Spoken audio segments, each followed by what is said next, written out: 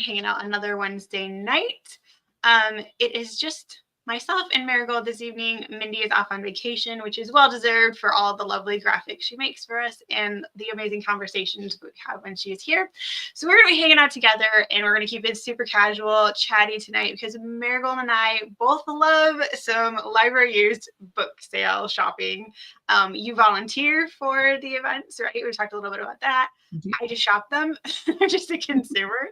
But we'll share some tips of things that we both enjoyed doing at the sales. We've got stacked here, both sitting next to us, of books that we've grabbed recently that we'll talk about. I'm really curious because we haven't shown each other what we have. Maybe we have a little bit of crossover.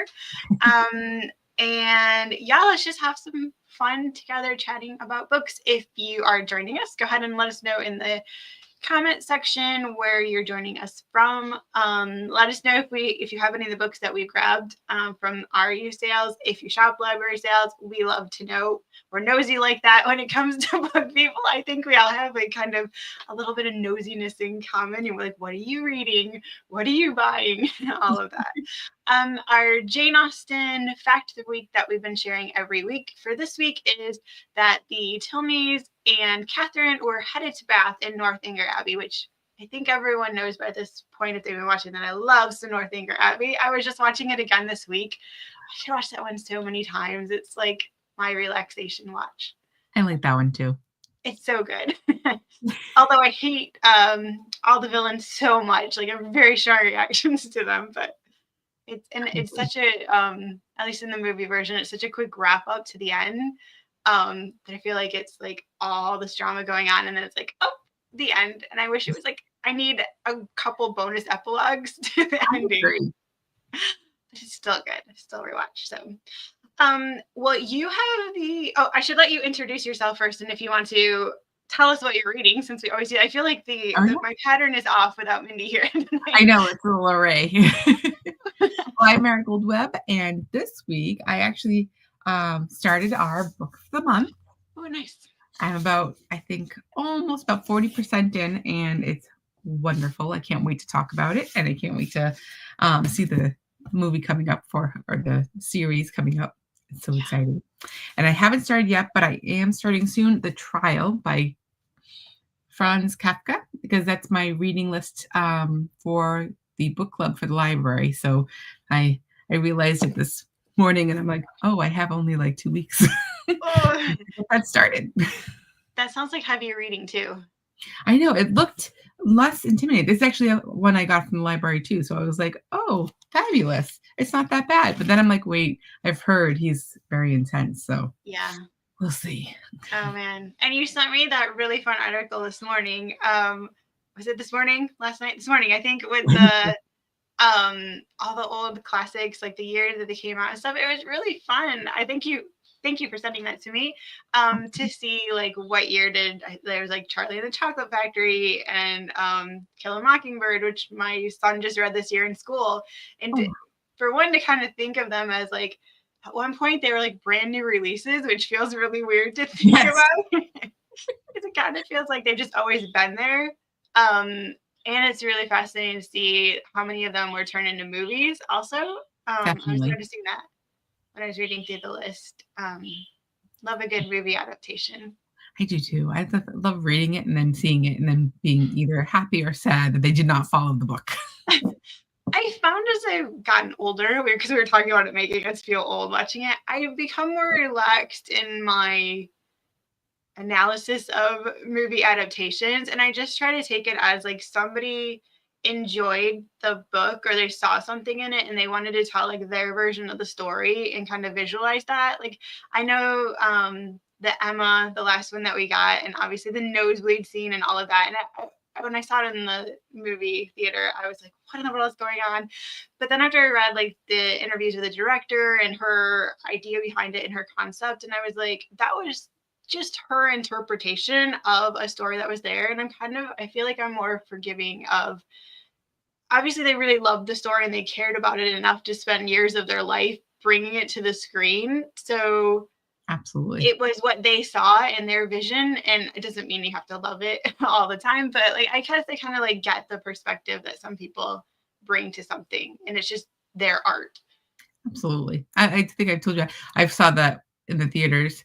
It was one of my best friends was with me, and I was like, "Oh, that was awful." And she's like, "Really? I liked it." And I'm like, "Why?" And so we talked about it, and I watched it again. And I'm like, "Okay, I kind of like it now." So sometimes you Yeah. just need to see it again with a different perspective.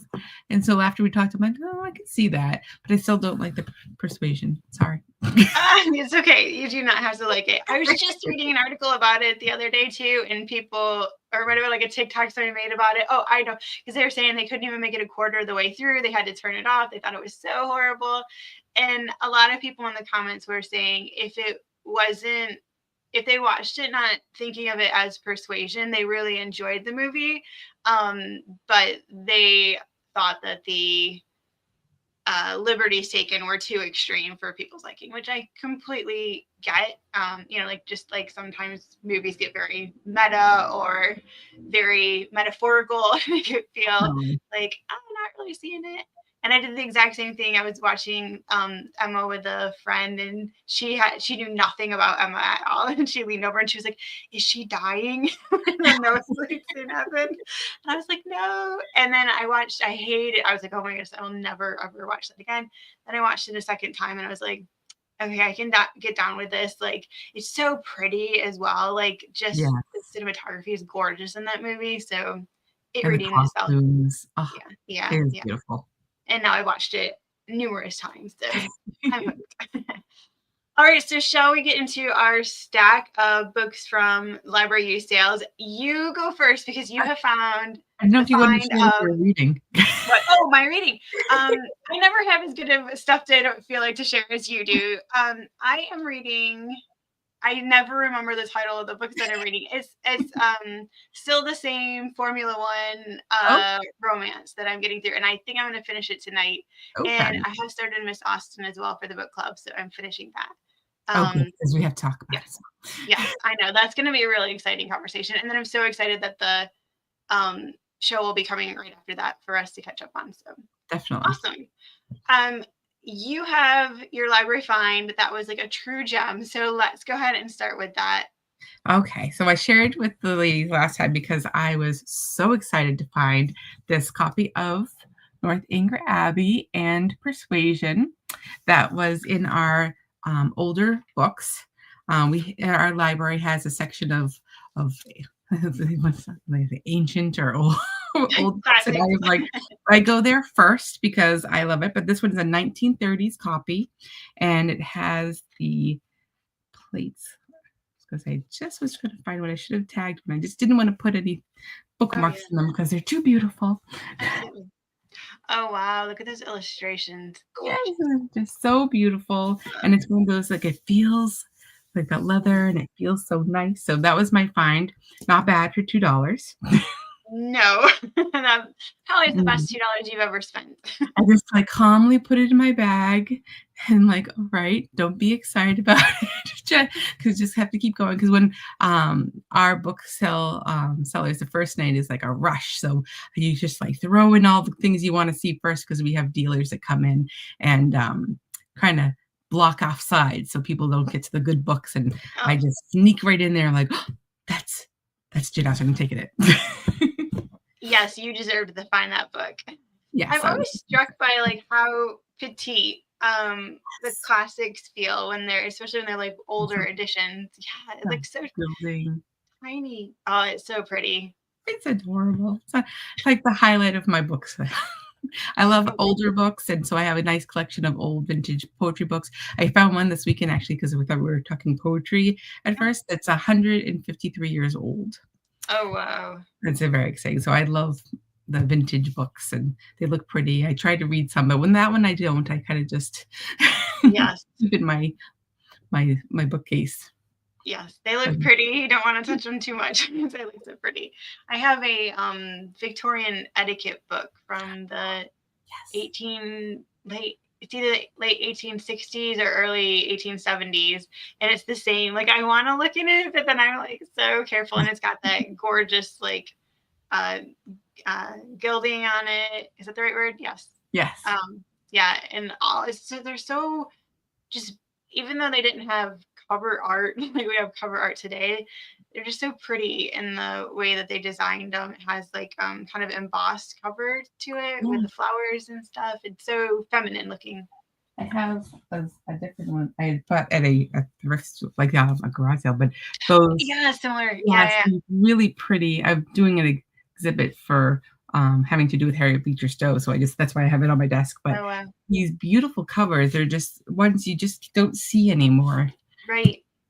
I can't make up my mind if I wish we would go back to no cover art because it was such a different experience, I think, to walk through a bookstore and just look at the bindings and not kind of have like a feel for the book. They didn't even have blurbs on the back. Oh, So you do though. You always have to read. I am I like, know. that's fine with me because I'll just read a book. But I'm curious if people were more into, well, like friends, reading clubs and that sort of thing. So if you would get suggestions from other people, obviously somebody has to read it first and spread the word. Or I'm guessing there was reviews in magazines to tell, or in newspapers to kind of give you a blurb there of what a book was about. But a much different reading experience than we have today. Which absolutely. When I was doing research on Harriet Beecher Stowe for this project, I looked up through the archives in our town because she used to live here in Andover, and it showed like a newspaper of when Uncle Tom's Cabin came out in like uh, 1851, and that they described it, went through what it was, how it was important. So it was right, like, oh well, they must have put them in paper so people. I don't know if it's just that one because it was so historic. It was such big at that time because right. it in its first year it sold like 300,000 copies. So That's it was just crazy. amazing. So maybe that's why it was in the newspaper at that time. But Yeah. you you want to think maybe the big books they give you a blurb in the paper or articles somewhere. Right. Or maybe the bookstore owner could tell you, like, I'm Yes, looking for this, give me a summary so I know what I'm getting, that sort of thing. It's fascinating to think of. Well, I definitely. love your finds. I feel like you're going to continue to have good luck with your Jane Austen shopping for books. Um, Mine is not as exciting. I'll start off with my pile. We'll get through them and then we'll take a quick little break and share some tips of how we like to kind of have is the most successful shopping we can because you just never know when you're used book shopping what you're going to find. One of my recent ones was Lilac Girls, which reminded me because we were just talking about flowers and gardens and all that in our talk with Kim Wilson. This is one that I've seen for a few years and it was kind of on my radar of books that I would like to read. And I came across this and I was like, okay, it's time to grab it. And then I'll just share the next one. So it's actually kind of like a connected trilogy of books, which I didn't realize. So this is Sunflower Sisters. So it's like Civil War era, and then I think World War One, and then this is the World War Two kind of version of it, and it's all like kind of I guess family saga ish you could call Oh it. wow, that's And I very never realized that. Like everybody always talks about Lilac Girls. I had no clue. And then I lucked out and found them. I think the other one is in my bigger pile over there, but I actually found all three, but at different libraries while I was out doing a big shop one day. So that felt like a big find. I'm gonna start my pile absolutely. down there as we go. What do you have at the top of your stack for your pile? Oh, I don't know. I did find this one I knew nothing about. It's The Magic of Sea Glass Oh, by that's pretty. Jenny Hale. I know. I love the beach, and I don't know why, but this called to me. So we'll find out this summer. I thought it would be a good summer read. Yes, that looks like the perfect beach read. Your toes in the sand, the sun shining, the waves lapping up. You put them That in just in a nice quiet. yes. All right, next I have Someone Perfect by Mary Bellog. So Mary Bellog is one of my favorite historical romance authors. She's been writing since I believe the 80s. She has like Oh, over 100 books that she has released, and she's still writing. They're kind of refreshing some of her backlist now, putting new covers and re-releasing it. She was a school teacher. She's from Wales, I believe, but she lives in, I think, Nova Scotia now and just seems wow. like the sweetest person ever.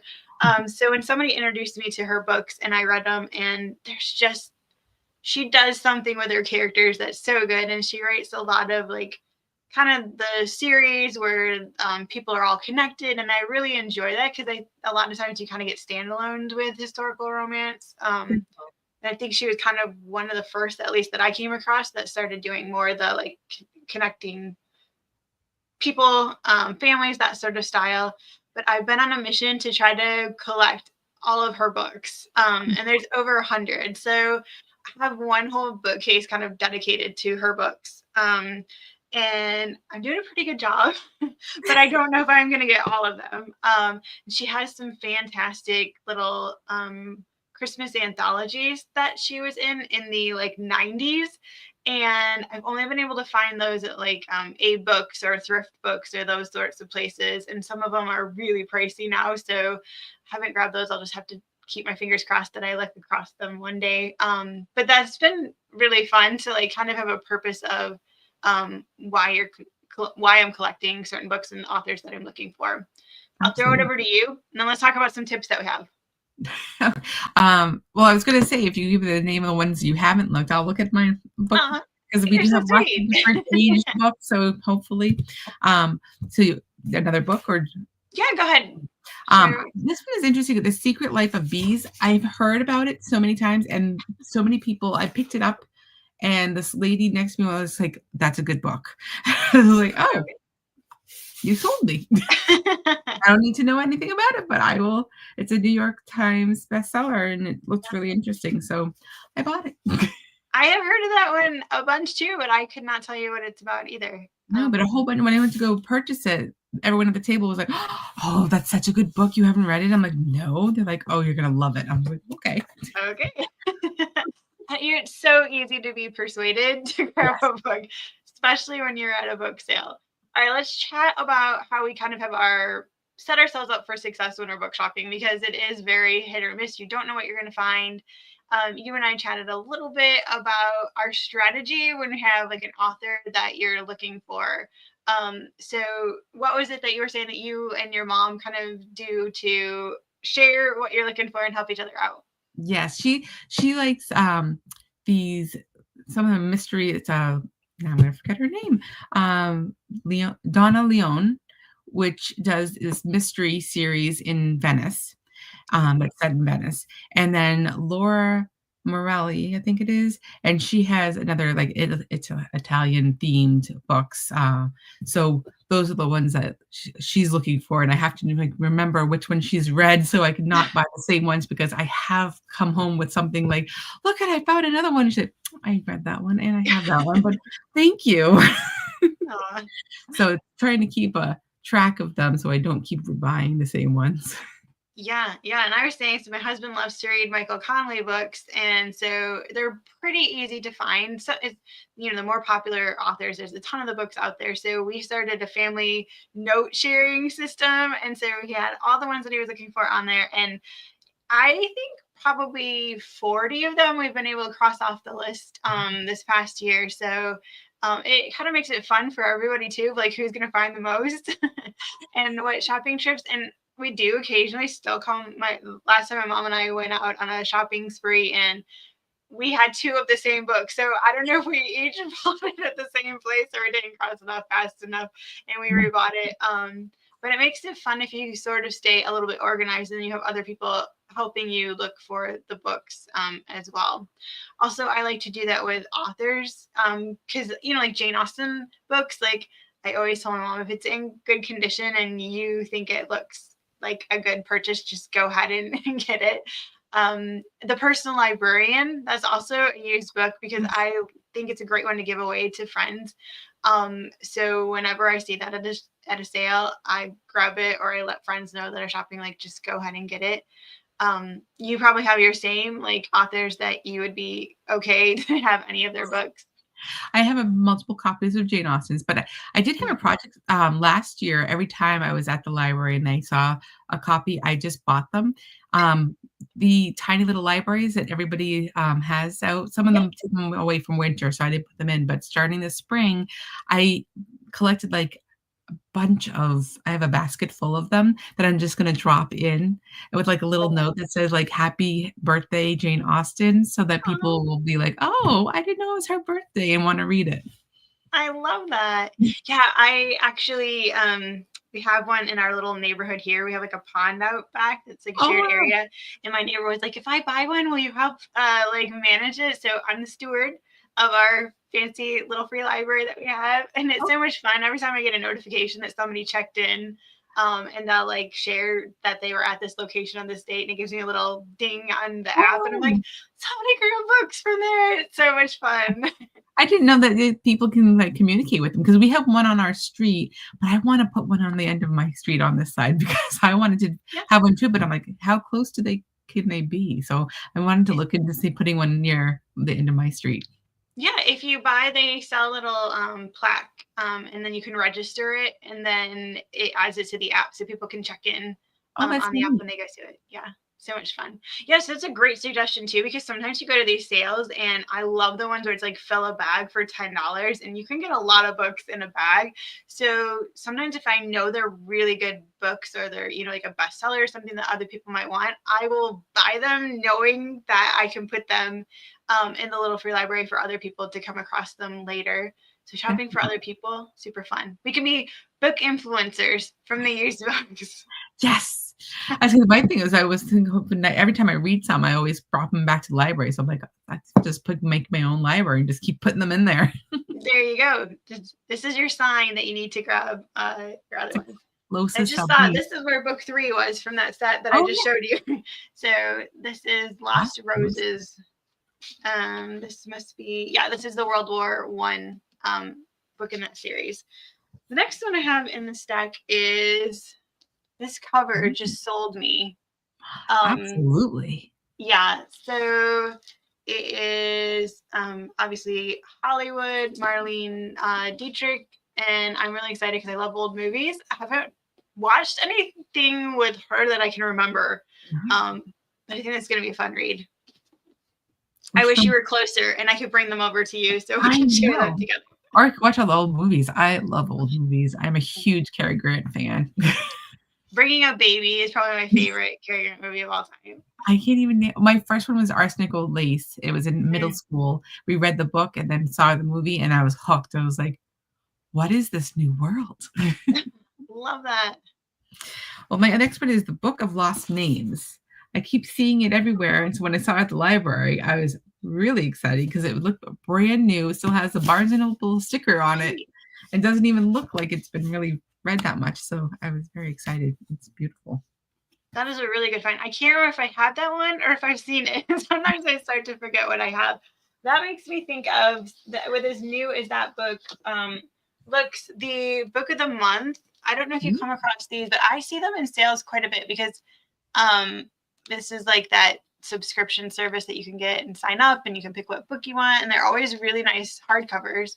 But I feel like people must frequently sign up and just read the book and then donate it right away, which is great for me. I am not complaining. So I have quite a few in my collection from these book of the month ones, and this one was just a really pretty cover, and I love a romance. So this time next year, How Many Chances to Meet Your Perfect Match?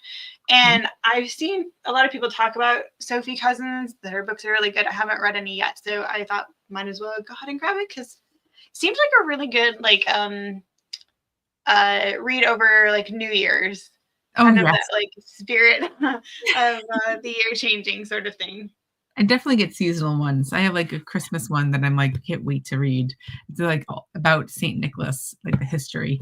And I was like, oh, I can't read that now. But I really want to, but now I'm going to wait until Christmas. Do you pick I was looking at a book that I have on my shelf earlier, and it's very not paranormal, but a little bit, and it has like the fall leave kind of vibe to it. And I was like, I need to have like a display of books by the season. It feels like the perfect thing. Like there's some books I just think I look at and I think I couldn't picture reading that right now headed into spring. Like it's definitely a fall only read. Absolutely. I'm glad you get that. Definitely. It's just sometimes I'm like, I have a list. We'll go near the end so I can the end of the year. You're so much more organized with your lists than I am. I just like, oh, that feels like a good book right now. Let me grab that one. Well, they move around the list. Oh, okay. There's I prioritizing. don't go by the list. I just have a list and then I pick them through them. Just check them off as we go. Now, you got your Kindle this year. I did. Do you find yourself like getting in a Kindle mood and then back into a physical copy mood? Does that change at all? Lately, it's been very difficult on the weekends to find time to read. That's my like weekend, Sunday, really Sunday afternoon Kindle time. So lately this month I have not opened it. It's very sad. But hopefully as the year goes in, I'll find more time to do that. So you're audio booking most of the time then, Yes. when you're getting through them. That works. You're still Yes. getting to read. So. Oh yes, absolutely. I like find more like at nighttime I'll try to read something. I'm usually it's very difficult because I just like to shut my brain off at night when I come home from work. So I just like watch something and just like, okay, let's go to bed. Just go sleep. But morning sometimes I'll wake up and be like, I just need some extra time to read something before I get out. Yeah. I have so many physical copies of books, but sometimes I feel like I just go through a mood where at the end of the day, especially after like being on the computer all day, the Kindle just feels so easy on my eyes and I don't really have to like hold it open like a book. And as much as I want to get to all these other books, like sometimes I just find myself gravitating back to my Kindle for ease. I feel like you can just swipe through the pages so much faster at night. I do love that. I just how quick it goes. Yeah, absolutely. Is it my turn? Your turn. Yeah, You go ahead. You can go You ahead. pick another. I was like, I don't even remember. We'll get our last ones in here.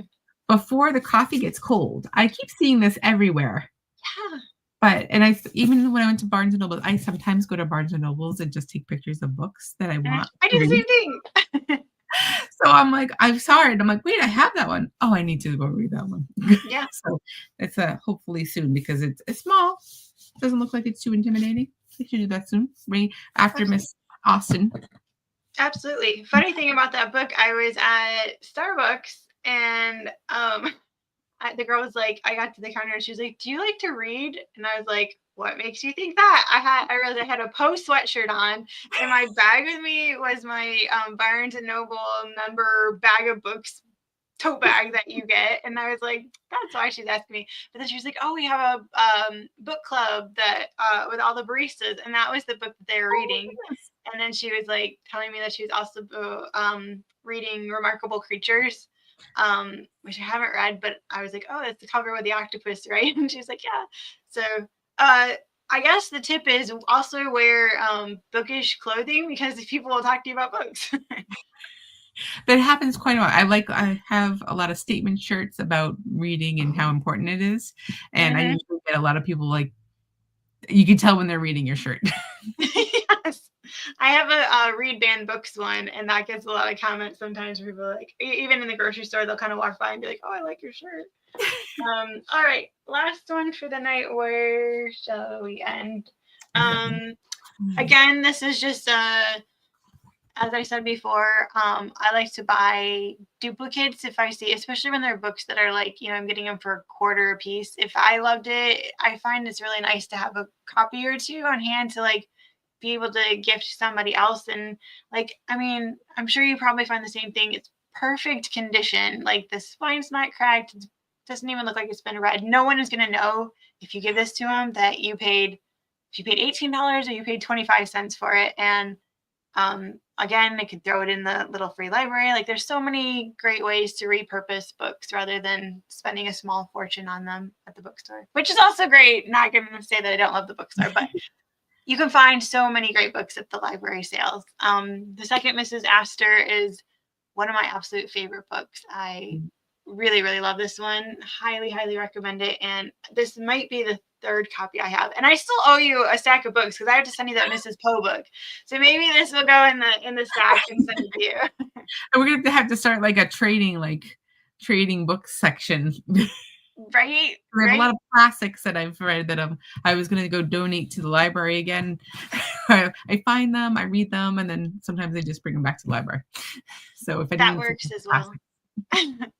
I wish there was like I know there's the shipping rate for books, but even that's gone up a little bit. But I wish there was like a super, super, super snail mail that was like a couple of bucks and you could send books to friends, and like it gets there when it gets there because they have a billion other books that they're going to read, so it's no big deal. But it would be nice to be able to easily send them back and forth to each other and just enjoy. Gonna say that would be a fun book to write. Like if they have a magic little tiny library where you put the book in and it sends it to a different mini library somewhere Oh my else in space. goodness. I can visualize like the Bane canisters, and it like shoots through. They have, maybe there's like little people that are like people are like assigning who it goes to because they know the perfect book you need to read next. I think Absolutely. we've got an idea here. Definitely agree. I love it. Well, this was so much fun because I love chatting about books with you, and I love that we both find such gems. Like, part of the thing that I love about the library book sales is like, you, even though you kind of stumble across books at Barnes and Noble or whatever bookstores that you go to, it's typically, books that have released in the last few years. Or they've been a mega big seller, so they're still stocking them. But you just never know what you're going to find at the library sales, and it's truly like a treasure hunt every time. And I feel like that's when books really speak to you, and you just grab one and you're like, oh, you need to come home with me. Or like you said, somebody is like, oh, that's really good, and then it gets you excited about it even more. And like the book found you, and you're meant to take it home and enjoy it at some point in life. And it really is a budget friendly way as well to start building up your own home library. And I know there's like lots of different terms for bookish things. I'm sure there's probably a term for this, but I do find that just being surrounded by books in my house and like having the options there is inspiring. Knowing that there's books to grab, like there's just a coziness that it adds to having books. And most of us are on a budget, and I could not go to the bookstore and leave with 20 books, but you can go to your library, use book sale, and I've done trips and come back with 50 plus books for $25 sometimes, and they're really great quality books that I'm excited to add to my collection. So you cannot beat the bargains that you can find at the library. Absolutely. And does your library actually give out the bookmarks too? Because sometimes when, like, my library, when they get the books in, people have left bookmarks, and so they have this table where you can just take bookmarks.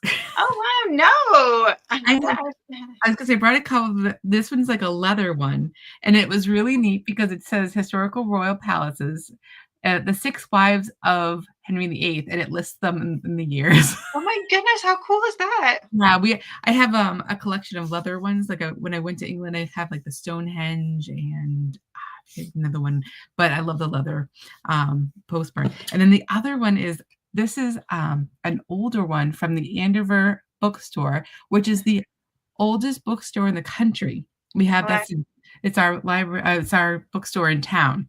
Oh my goodness. It's been open since 1809. Oh wow.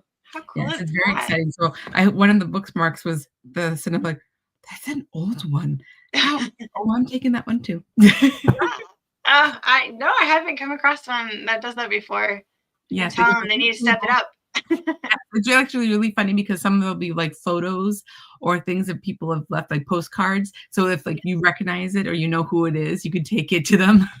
Oh, that's funny. Very A little cute. bit embarrassing to have somebody return to you something you left in a book. Fun. Well, I can't wait to talk again and see what books we find after our next few trips at the library. And we'll have to get Mindy to join us and share, because I know she hits up the library book sales as well. And she will be back next week to chat a little bit about more Austen-y topics as well. So thank you so much to everybody that joined us tonight. Hope to see you next week. You can join us every Wednesday at 7:30 p.m. here to chat a little bit about bookish stuff and Jane Austen. Also, feel free to join us over in the community on Patreon. If you search Jane Austen Literacy Foundation, you can find us over there. There's some really exciting stuff dropping the rest of this month. They have an interview with Jessica Bull, who has she is the author of the Miss Austen Investigate series, and book 2 of that series is releasing March 25th. and there'll be an interview with her chatting about that and her writing. And she is actually a former librarian, so we kind of got off topic a little bit on that as well, and her love of Austen. There is a post coming talking about gardening and the gardens of England, so lots of fun stuff. And our letter from Jane just released recently over there as well. So until next week, I hope everyone has a wonderful evening, and we will see you again soon. Bye. Bye.